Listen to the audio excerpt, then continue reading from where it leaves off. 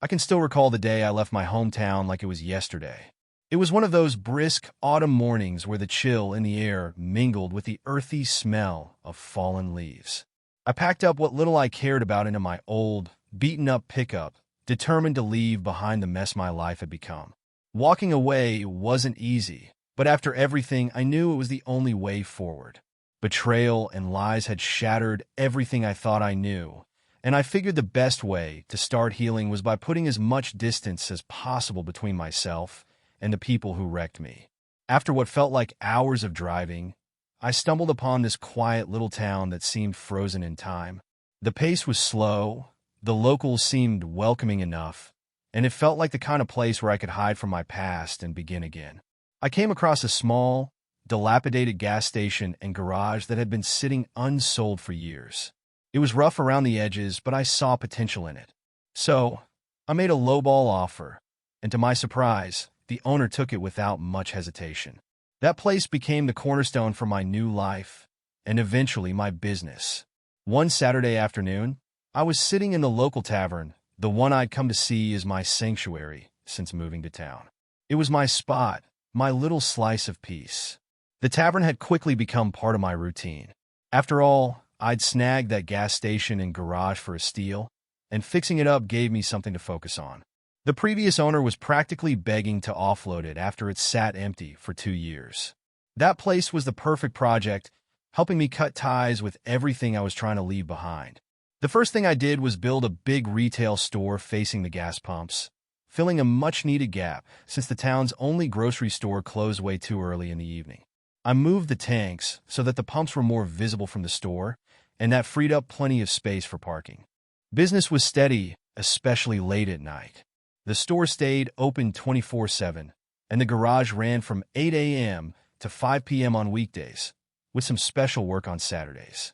At first, the bar wasn't too thrilled that I started selling basic liquor in the shop, but it ended up being a smart move, bringing in extra money and jobs for the town. The business took off pretty quickly after I restructured the way things were sold inside, thanks to a woman I hired who had a knack for that stuff. Before I knew it, I'd paid off the loan I used to buy the place, and had to bring on more staff to keep up with the demand. Fridays and Saturdays were the busiest, with bargoers stocking up on junk food, and Sundays, well, we sold plenty of cheap, cold beer. That afternoon, I was sipping on a double shot of Jack Daniels with ice water and a lemon slice on the side, just unwinding after spending hours replacing the steering column in an old truck. This truck had been in the same family since the 1940s, and they weren't about to stop driving it anytime soon. If the old man had his way, he'd be buried in the thing. It had taken me 8 months to track down the part and fabricate some custom fixtures, but I got it done. Around 4 to 7 p.m. was always the best time at the bar for me. Most folks had already eaten dinner, and it was quiet before the night crowd rolled in. A couple of hours later, the place would be packed with the usual crowd, local farmers blowing off steam and even bringing their daughters around for some fun after a hard day's work. In my 6.5 years here, I'd built a solid reputation, made some real friends, and the locals kept me in the loop about anything unusual. I'd come to the bar once a week, always on Saturdays, just for a drink before heading home. It gave me a little space to clear my head. Then they walked in. The sight of them instantly soured what had been a perfect day. It was my ex-wife's twin sister, and with her was the boy who, for years, I'd been fooled into believing was my son. The sight of them brought back memories I had buried deep. You know, it's funny how you can live with evil for years and not even realize it's right under your nose. The kid had grown up, and now he looked more like his real father. Another painful reminder that the truth always finds a way to come out. But why were they here looking for me now? I watched them approach the bartender, show him a picture, and then they left. I quietly thanked the fact that my long, scruffy hair and beard made me look different these days, especially after losing weight. No one recognized me. I sent a simple message to myself. Come home when you can, just to clear my thoughts. About half an hour later, the bartender, Ryan, came over and sat down at my table. What did they want, Ryan? I asked, already knowing I wouldn't like the answer. They wanted to give you a message, Ryan said. Heard a rumor you live here and came to check it out. Said someone named Emma is dying of cancer and wants to make peace. They asked if I knew you. I pretended not to recognize your name. I lit a cigarette, ripping the filter off first. The woman is my ex's twin sister. And the boy? He's the illegitimate son my ex-wife passed off as mine for years. I paused and looked Ryan in the eye. You think they're telling the truth? Ryan thought about it for a moment before answering. From the way they acted, I'd say they're partly honest, but there's something they're not saying. I nodded. My ex and her sister had always been experts at deception, putting on a sweet face while sticking the knife in deeper behind your back. Ryan went back to the bar, and my mind drifted to nearly 7 years ago when I left, swearing not to return for at least another 7. They'd laughed at me then, thinking I was just being dramatic. But they learned their lesson that day. After I left, they never saw or heard from me directly again. They had no clue how serious I was or how much their lies had destroyed me. To them, it was just a joke. But they had no idea that a few weeks earlier, I'd uncovered the final betrayal. Our youngest child wasn't mine. He was my brother-in-law's. That revelation was the catalyst that sent me on the path to where I am today. A family member, sick of watching Emma and her twin Lily's constant betrayals, had given me the proof I needed. She called them black-hearted witches, and she wasn't far off. Earlier that same week before I left, I found out about a new life insurance policy taken out on me. It had a double indemnity clause, and if I died in an accident, they stood to collect a cool $1 million. An old woman once gave me a piece of advice that stuck. Run while you still can. So I did just that. When I left for my work truck, nobody suspected a thing. I had already packed up everything I cared about from my 16-year marriage. I hit the road and didn't look back, driving 2 states away. Part of me knew I was to blame for how things had turned out. I got Emma pregnant when she was just 16 and I was 18. My family pushed us into marriage, and soon we had 2 more kids. It felt like a joke to everyone around me. Emma told our daughters, "Your father will come back when he cools off. He just needs to regain his sense of humor." A few hours later, the sheriff showed up at the house. Emma opened the door, still laughing like this was all some game. "Are you Mrs. Emma Thompson?" the sheriff asked. When she said yes, he handed her the papers. "Ma'am, you've just been served." She thought it was a joke until she read what was inside. That's when it hit her. I had ended our marriage without hesitation. The grand dame of her family later said she was shocked. My lawyer had listed everything in those papers: assets, liabilities, and even a DNA test proving Emma's affair had lasted over a year. The divorce petition included photos, receipts from their hotel meetups, and a letter notifying her husband that I was suing him for child support, infidelity, and defamation. Their laughter stopped. The joke wasn't on me anymore. I had the last laugh, and it stung. For years, they had treated me like some kind of cash cow. Everything I touched seemed to turn to gold, and Emma and the kids never wanted for anything. They were spoiled. But what Emma didn't know was that I had sold 3 of our businesses, paid off all the debt, and flipped our 2 apartment buildings for a nice profit. I canceled all the credit cards, took my name off the bank accounts, and signed over my half of the house to her. Then I took half of everything in cash, cutting our comfortable $10,000 a month income to 0 for them. Emma's sister, Lily, learned the hard way that you can't use someone like me and not pay the price. My attorney froze all their assets before they even got the divorce papers, leaving them broke once the dust settled. After it was done, my lawyer called Emma in and returned a quarter of what they had lost. "Why would he do that?" she asked, probably thinking she caught a break. "It was never about the money for him," my lawyer explained. "It was about principle. He hopes this gives you a chance to start fresh and maybe learn something." But Emma wouldn't sign the final divorce papers unless she spoke to me first. So we remained legally separated but still technically married. I had no desire to talk to someone who had lied to me for so many years. She had to get a job for the first time in her life, learning fast how money dries up without income.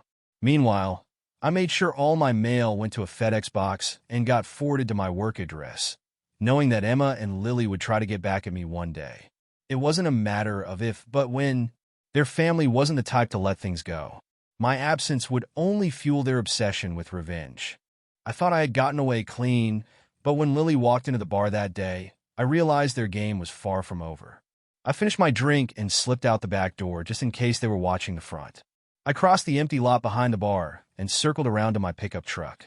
As I was unlocking the door, a man approached me. "You're a hard man to find," he said. I sized him up and took a guess. Noah Thompson, I assume? No, he said, caught off guard. I'm Alex Morgan. I'm married to your oldest daughter, Jamie. I sighed. Well, that could either be a blessing or a curse, depending on whether she's anything like her mother. So, why are you here? I came to settle some things, he replied. There's unfinished business. If by unfinished business you mean your mother-in-law needs to sign the divorce papers, then yeah, I'd say that's true, I shot back. What divorce papers? Alex asked, looking genuinely confused. Come with me, I said, and we drove through town to a farmhouse where I kept an office. It wasn't where I lived, but I let Alex think otherwise. Inside, I showed him the divorce papers and let him make copies. Alex seemed smart and well-mannered, but I couldn't shake the feeling that maybe Emma or Lily had sent him. He didn't seem like the type to just show up on his own. He used my Wi-Fi to download some files onto his laptop. I kept all the important records here, with the master copies tucked safely away in a deposit box. Alex seemed particularly interested in the sheriff's report Emma had signed when she was served with the summons. He also printed out a letter from Emma's lawyer to mine, where she acknowledged the division of property but refused to finalize the divorce without meeting me in person. As Alex read through everything, I could see him processing new information. What he believed didn't match up with what my records showed. Do you think Jamie knows about any of this? He asked, clearly uneasy. That's something you'll have to figure out on your own, I replied. Then I turned the tables on him. Is Emma really dying of cancer? Alex's eyes widened.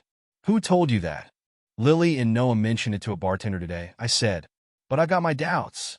For one thing, I know she's still alive and kicking. She's living with her old lawyer now and expecting his second child. Alex's face went pale. She's the one who sent me to find you, he said, sounding dazed. She claims she needs the divorce finalized so she can remarry. Alex called his wife and put the phone on speaker. Jamie, did you know your mother lied about the divorce not being finalized? He asked, his voice steady but clearly digging for the truth. What are you talking about? She replied, confusion evident. Mom told us Dad abandoned us, cleaned out everything before leaving town, and that without our stepfather, we wouldn't have made it. I'm sending you the legal file, Alex said calmly. Take a look and then get back to me as soon as you can. While they were talking, I grabbed 2 bottles of Budweiser from the fridge, popped them open, and slid one over to Alex. Why didn't you tell Jamie you found me? I asked, keeping my tone casual but direct. Jamie and I have only been married for 2 years, Alex explained, taking a sip of his beer. We just had a baby 3 months ago, and honestly, I'm not ready to stir up more drama. Right now, everyone thinks I'm just working on a case. He paused, then pulled out his wallet and flashed his badge. Turns out he really was a cop from the Paradise Police Department. I double-checked his credentials on their website, and sure enough, he was telling the truth. Alex continued, it was an accident report a few months ago that actually led me to you. Jamie filed a missing person report about you, which ended up on the wanted list, so I started digging. Eventually, I got word from the insurance company that ruled in your favor. I leaned forward, curious now. Then why didn't you tell Jamie you found me? Alex looked down for a moment, choosing his words carefully. After going through your file, it became clear there's more to this story. I've been trying to figure out what happened to the $250,000 cash Emma was supposed to receive, along with the house deed. And why is everyone lying about the real story? Yeah, you're not alone there, I said, exhaling slowly. I've been lied to as well. Nothing adds up. At that moment, his phone rang again. It's Jamie. I'll put it on speaker, Alex said, holding a finger to his lips to signal I should stay quiet. Jamie's voice came through, sounding a mix of disbelief and anger. Pete, where did you get all this from? Is this even real? I mean, we've been lied to for years. Noah doesn't even know his true origins. And my sister Mia, she'll be shocked. Mom practically disowned her for defending Dad. Alex sighed. I got all this from your father's lawyer's widow. I had to track her down out of state. From what I've found, your mother was served with divorce papers the same day your father left town. I scribbled a note for Alex to pass along to Jamie. She should talk to her great-aunt Ava if she was still around. Alex glanced at the note and nodded in agreement. Pete, we need to find my father, Jamie said with urgency. He deserves to be free of Mom and her schemes, at least to finalize the divorce. And what happened to the money? Why did Mom have to sell the house if it was hers? Alex's voice softened as he replied, "Look, I'll need to talk to the DA. This looks like serious fraud. The $250,000 disappeared once it reached your father's lawyer. We can't tell anyone else yet, not even your sister Mia. It's best to keep this quiet for now until we have more information." As Alex wrapped up the call, I asked, "Why do you want Jamie to talk to Aunt Ava?" Alex set the phone down and looked at me. "Ava gathered all the information about Emma and Ethan's affair, right?" "Yeah," I said, nodding. Ava was always the family watchdog. She never married, but she kept an eye on everything, raising her daughter by herself after a rough life. She was convinced Lily and Emma conspired to use Ethan and me, but she never fully uncovered their endgame. If she's still around, she might have more pieces to the puzzle. Alex's brow furrowed. "And you really believe Lily and Emma were working together all this time?" I shrugged. Ava thought so. She never had proof, but the way they used people, it just made sense. They've manipulated everyone around them for as long as I can remember. Ava said that when she gave me all the material about their affair, she knew they were up to something bigger, but even she didn't know what. Alex took a deep breath. "Do you want to ask about your kids before I head out?" I shook my head. "Not until I know you're who you say you are. This could be another part of their game. And I need you to look into what happened to my lawyer. If Emma's planning to sue me, why does she think she can win? There's something off." Alex's face paled a bit, realizing just how twisted things had gotten. We exchanged numbers, promising to keep each other updated, and I walked him to the door. After shaking hands, I watched him leave and took a deep breath. I locked the apartment and took the long way home, making sure no one was following me. My mind raced with thoughts about what was coming next. My life had improved so much since I left the past behind. Did I really want to dig it all back up? Knowing Emma and Lily, I had to prepare for whatever they had up their sleeves, because they'd go to any lengths for money. When I finally walked through the door, two little kids ran straight at me, grabbing onto my legs. I scooped up my 3- and 4-year-olds, their laughter filling the room. They were the apples of my eye, just like their mother. As I held them, I felt a wave of gratitude wash over me. For all the pain the past had brought, I was truly blessed to have these two and their amazing mom in my life. I felt blessed to have all 3 of them in my life. Riley called out from the kitchen that dinner was nearly ready, so I went to wash up. As we sat down to eat, I began telling her about my day after I'd closed the store. It still amazed me how much my life had changed since leaving Paradise almost 7 years ago. Back then, I couldn't have predicted the path that led me here. I'd made a promise to my grandmother, Ava, that I would always keep in touch. True to my word, I called her every Sunday. About 1.25 years ago, she called me with a request. Her granddaughter Riley, who I hadn't really known well at the time, needed help escaping a failed marriage and finding a safe place to start over. Riley was 10 years younger than me, had no kids, and was living on an army base out of state. I didn't know much about her situation, but I trusted Ava completely and owed her for all she'd done for me. It took me a week to track down a small 2-bedroom apartment in a quiet town and partially furnish it. This wasn't easy, but I had help from a friend who knew the area well. One evening around 8 p.m., I showed up at Riley's place with a rented U-Haul. She had already packed, quit her job, and emptied her accounts. Her husband was off on a final 2-week training exercise before enlisting in the Army. With some assistance from neighbors and friends, we loaded the truck in just under 4 hours. I refused to mention where I was from to keep her safe. We hit the road, and as we drove, Riley and I started talking. It was late, but we both felt comfortable enough to share bits of our lives. At one point, her phone rang. It was her grandmother, Ava. I couldn't help but smile when Riley answered, saying, "Yes, Grandma. Art picked me up. You could have warned me. He's some wild bushman who might look half decent if he cleaned up."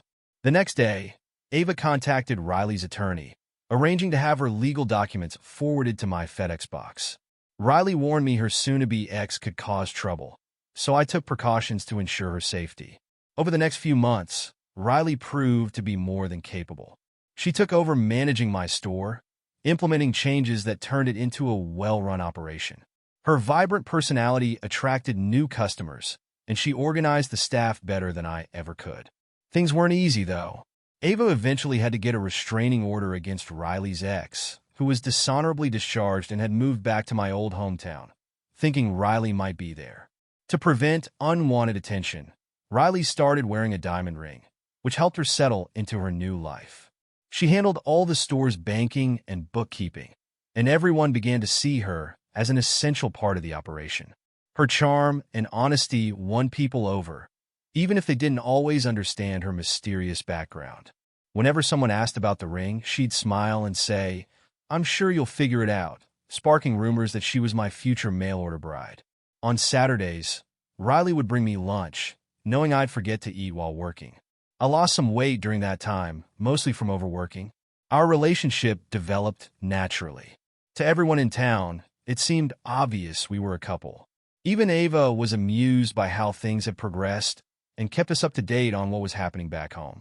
We were curious when we heard that Riley's ex was getting close with Lily, which raised some red flags. The day Riley's divorce was finalized, our relationship took a deeper turn. We celebrated at the local bar, surrounded by friends, and shared our first kiss during a slow dance under the dim lights. 6 months later, we moved in together. Our lives felt fuller than I ever imagined. Later that evening, after dinner, while the kids were in the bath, I decided to shave off my beard and mustache, leaving just a little stubble. The kids were wide-eyed as they watched me lather up and shave, using the bowl and brush Riley had gotten me for Christmas. Their giggles filled the room, and when Riley walked in, she couldn't help but laugh too. "Looks like Daddy would look just like you too with a clean face," she teased. "Should I cut his hair next?" The toddlers, full of excitement, eagerly said, "Yes." I chuckled and replied, "I'll let the barber take care of that on Monday." But Riley, with her playful determination, insisted, "Nope, I'll do it myself before you change your mind." After getting the kids dressed and tucked into bed, they sat at the kitchen table, watching with fascination as Riley snipped away at my hair. When she finished, I barely recognized the man staring back at me in the mirror. "You did a great job," I told her, genuinely impressed. She sent me to rinse off while she cleaned up. Not long after, her grandmother called with some news. Jamie had just left their house. Riley figured that her grandmother was finally ready to confront the family and set things straight. Apparently, Jamie had learned that my 3 children were supposed to receive $600 a month from annuities I had set up for child support. But they hadn't seen a dime. The next week, I endured plenty of jokes about my new clean-cut look. People asked Riley if she had to blackmail me into joining civilized society, and she joked back, "He promised to bathe at least 3 times a week." Most folks got the joke, but some didn't quite catch on. Amid all this, we received word that Bird of Paradise intended to sue me for child abandonment, desertion, and back child support. Riley and I found this absurdly amusing, thinking about how a collection agency might try to track me down for the judgment. Even the mailman found it funny when he broke the news to us. The local DA and his boss hired an attorney to represent me, hoping to use my situation to unravel what had really happened. Alex later estimated that Emma and Lily had stolen over $48,000 from each of my children through their schemes. They re-examined my former attorney's sudden death, turning it into an open criminal case. Jody's ex-husband quickly became a person of interest. If the evidence held up, Emma and Lily could face 7 to 10 years in prison, and Emma's former attorney, now her common-law husband, might be disbarred. The lawyer they hired for me would be paid by them, and it was crucial for me to stay hidden to help build a stronger case. We enjoyed a few weeks of relative peace before Ava called on a Sunday night. She informed us that paperwork would be filed the next day. Ava had emailed me everything she had gathered over the past 7 years. Everything from notarized statements and videotaped conversations to the names of attorneys for a potential countersuit. One document that caught my eye was a $2 million accident insurance policy. It shed some light on the missing money I had been puzzling over. Jody discovered that this policy had been purchased 6 months before I left, suggesting something was very wrong. We spent the rest of the night forwarding all the information to the DA, certain that this was a setup to lure me back. The next morning, Jody contacted the recommended attorneys, selected one, and sent them everything along with a retainer. As soon as Emma's team filed the lawsuit, We planned to serve them with my counterclaim before they had a chance to act on theirs. By Friday morning, Jody called with urgent news. Ava was on her way with guests and had stayed overnight at a hotel after leaving the previous night. This indicated that things were heating up. Jody and I decided to close the store on Saturday for a long weekend with family. Alex was arriving with Jamie and their baby. All Jamie knew was that they were visiting Jody. Around 7 p.m., we saw a Ford Explorer and Escape pull up in the driveway. Four adults emerged from the vehicles. Jody noticed my concern and took my hand. My truck was hidden in the garage, so no one knew I was there. "Who's that with Ava?" Jody asked. "That's Alex, his wife Jamie holding their baby, and Mia, my second oldest," I replied. "Are you ready for this?" Jody asked. "As ready as I'll ever be," I said. Holding our youngest, Jody opened the front door. We all came out to greet our guests. When Mia saw me, she burst into tears. I handed my son to his great-grandmother and hugged Mia tightly. Jamie handed her son to Alex and joined us. Seeing my daughters together, now grown into lovely ladies, was a moment I'd longed for. "Good to see you again, Alex," I said, shaking his hand. After introductions, Jody served a sumptuous dinner. Beef shoulder, mashed potatoes, gravy, scones, Yorkshire pudding, string beans, and hot apple pie for dessert. Once the kids were settled, we gathered around to discuss the latest developments. "First of all, Art, is it okay if I call you Dad?" Alex asked. I nodded. "Sure, go ahead." Then, "Dad, the DA believes Jody's ex's car was involved in your lawyer's accident. We're doing a paint comparison with the current owner's vehicle. If it matches, he'll be charged with manslaughter," Alex explained. "The fire that destroyed his office the same night was treated as arson. He was seen on video in the background. Since Emma and her attorney sealed the divorce papers, we're dealing with a situation where they think there are no documents proving what happened. They filed a lawsuit against you this week." Jody looked at me, tears streaming down her face. "I always thought you were overprotective when you moved me here, but now I see you weren't. I thought your questions to my grandmother were excessive, but now I realize you needed to understand who we were dealing with before making a plan." Ava chimed in. "Emma and Lily received your lawsuit on Thursday. They must have realized I was communicating with you. We feared they'd start tormenting me, so we came here quickly." "Grandma, we got your house ready," Jody said. "It's furnished, so you just need clothes. I brought most of it in the car." Ava nodded. "Jamie will ship the rest, including antiques." I gave her power of attorney to sell the house and furniture. It was time to leave paradise. "I'll drive back with Alex and Jamie and rent a truck to haul everything out," I said. "It's time to see if our suspicions are correct." "What suspicions?" Alex asked. "The lawsuit against me is a ploy to lure me out," I explained. "With $2 million in accidental death insurance, it's clear my former attorney's death was part of a larger scheme." Alex, Jamie, Mia, and Ava's faces went pale as they grasped the full implications. "They were planning your death, Dad," Jamie said, her voice trembling. "You knew it before you left town." "I had a good idea at the time," I replied with a broad smile.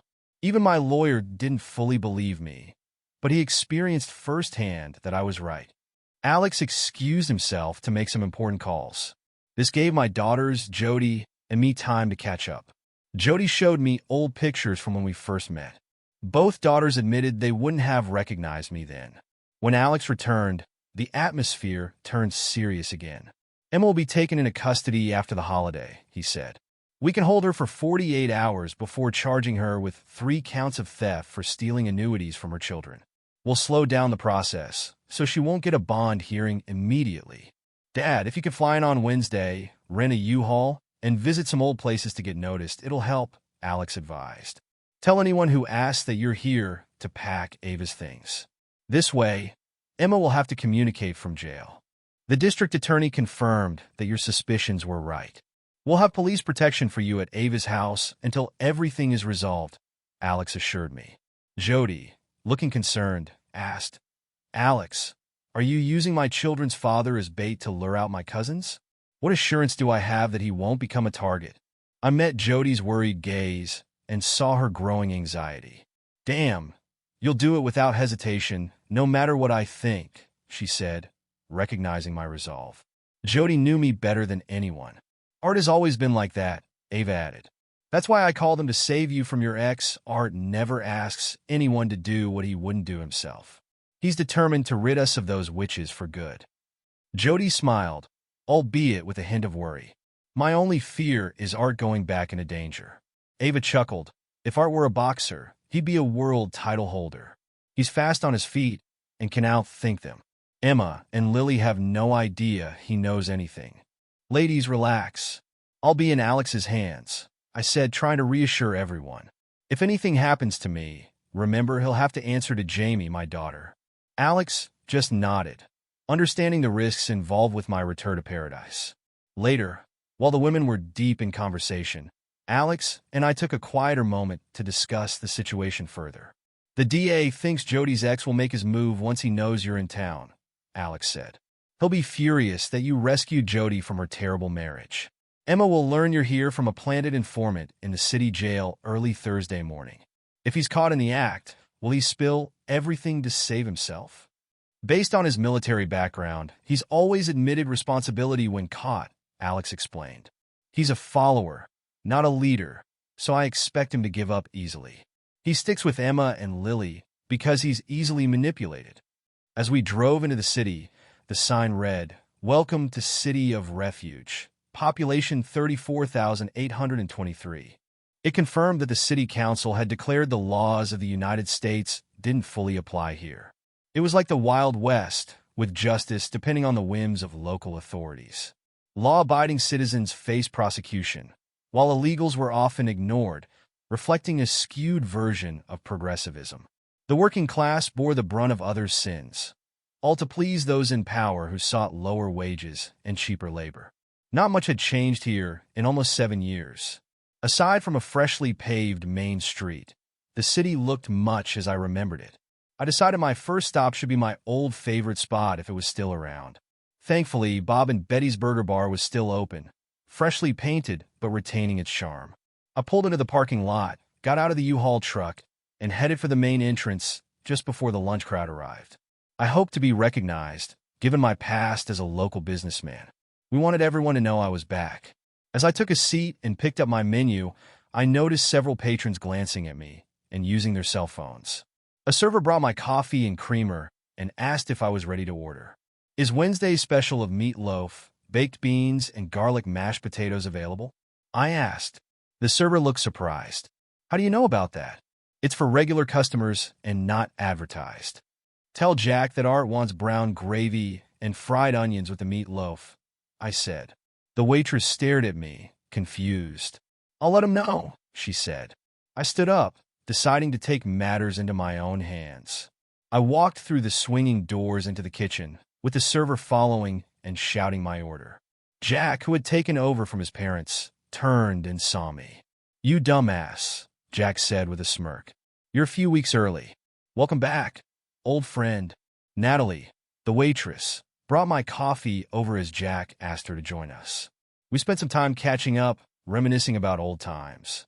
Jack, who had been a good friend for most of our lives, filled me in on recent developments. Art, you should know that after you left, the wife ended her friendship with Emma and Lily for good, Jack said.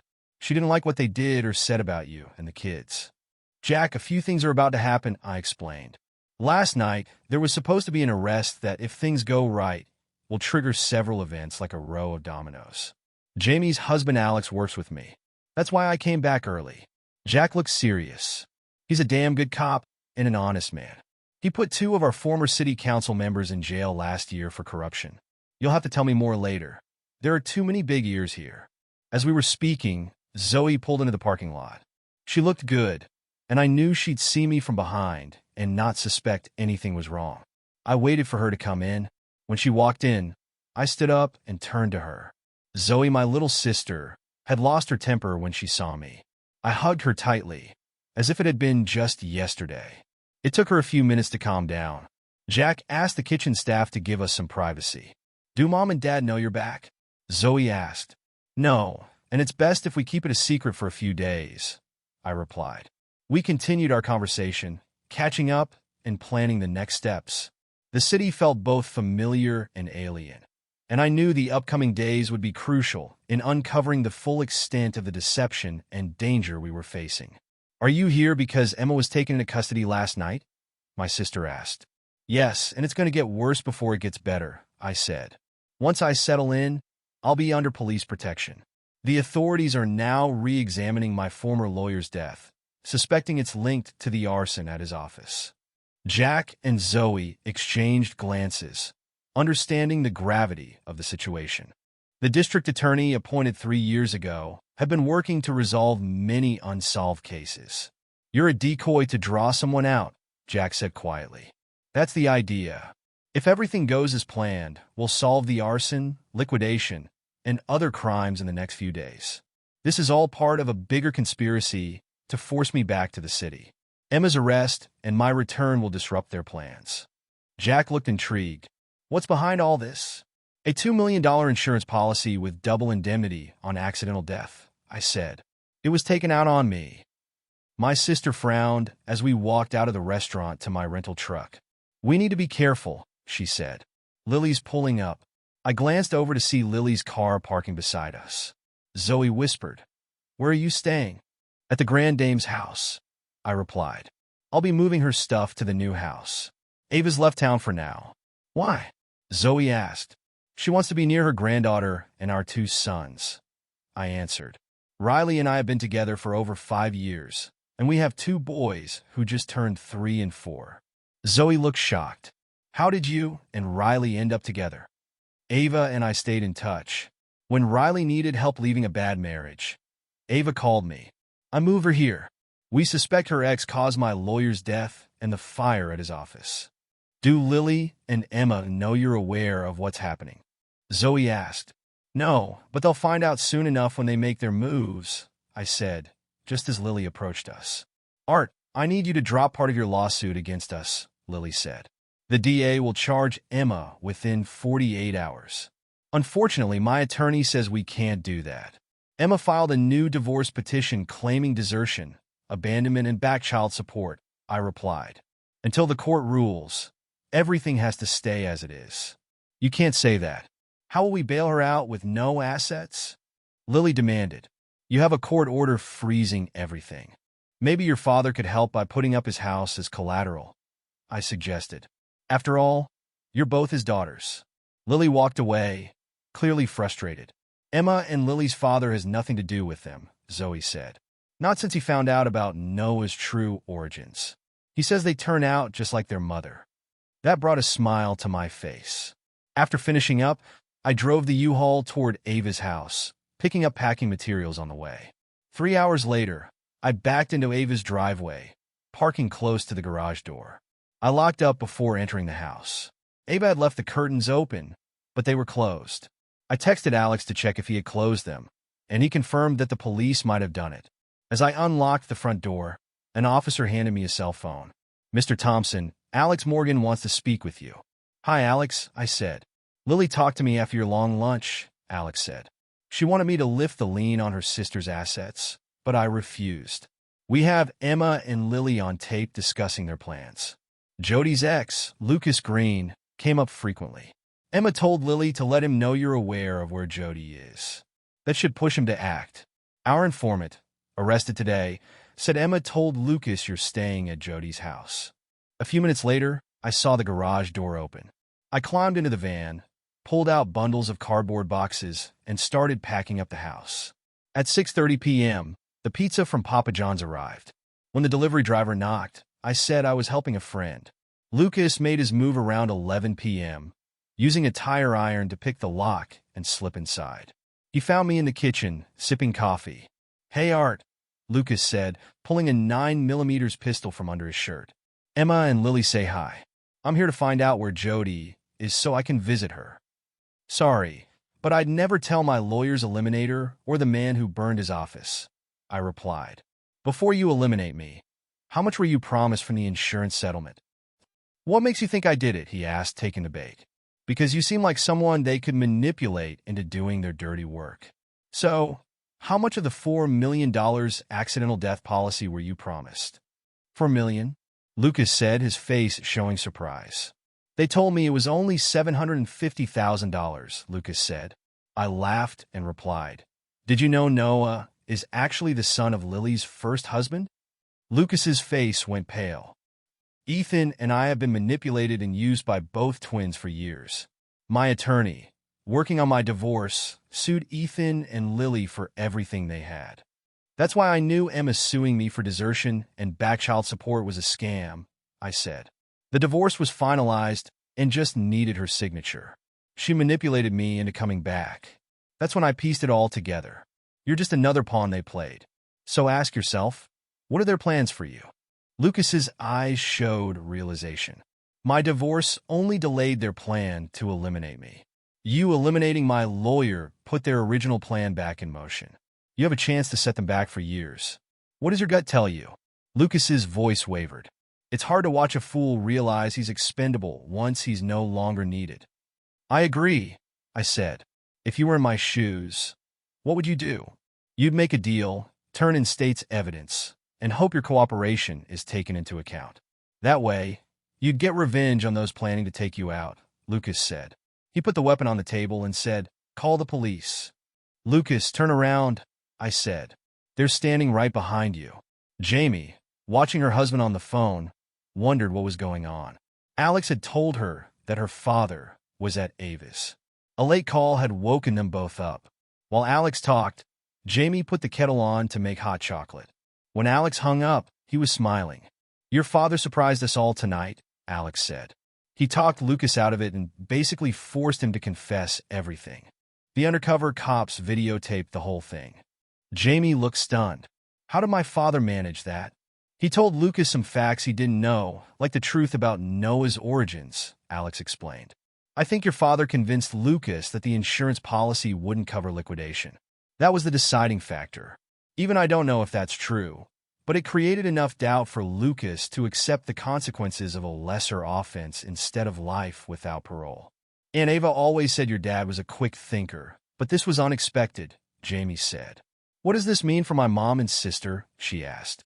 "If Lucas agrees to testify against them in court, they'll both face charges for arson, manslaughter, and at least attempted liquidation of your father," Alex said.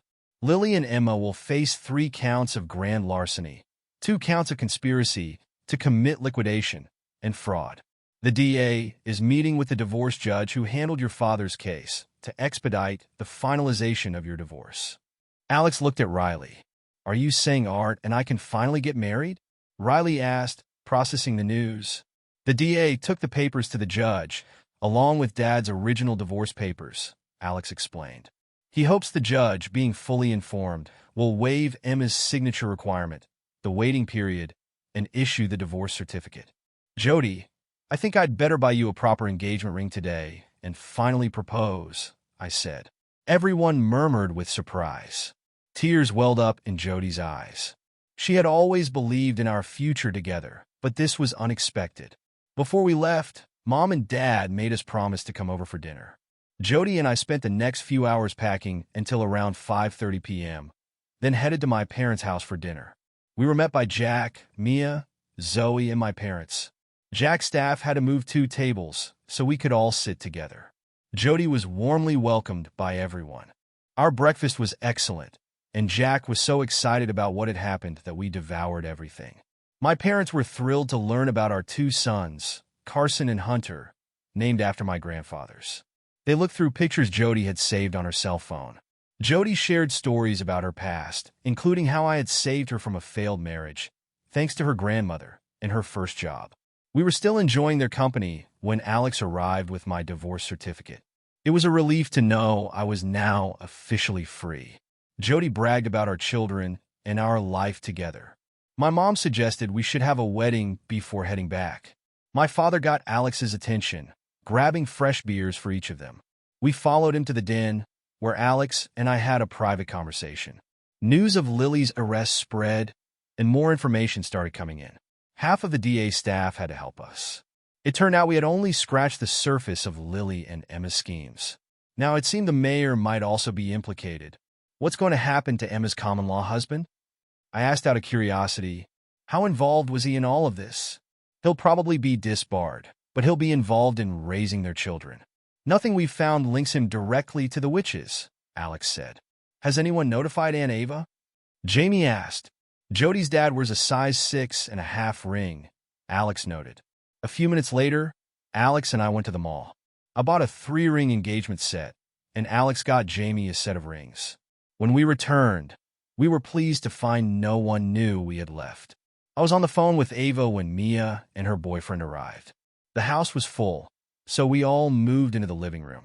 Dad told Jody to sit in his chair, which made Mom suspicious, so she watched closely. In a quiet moment, I walked over and knelt down to ask Jody to legally become my wife. She was caught off guard but said yes. The party continued, and my father proudly declared that my engagement was the best way to start catching up on 7 years of drinking with his son and Jody. Alex drove us back to Ava's that night. Friday morning, Jody and I went to City Hall to pick up our license. Jody found out she could fit into Jamie's wedding dress. Jack agreed to be my best man, and Mia became Jody's maid of honor. The DA agreed to perform the ceremony. I had to buy a suit at Macy's.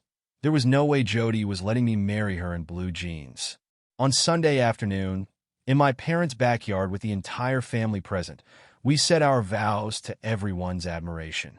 Even the twins' father was there. We asked for no gifts, but my former father-in-law handed me an envelope. "Max, this is not a wedding gift," he said with a smile. "It's your early inheritance. The rest of my estate will go to your daughters." I slipped the envelope into my suit and forgot about it for the rest of the day. Everyone videotaped the ceremony and sent it to Aunt Ava.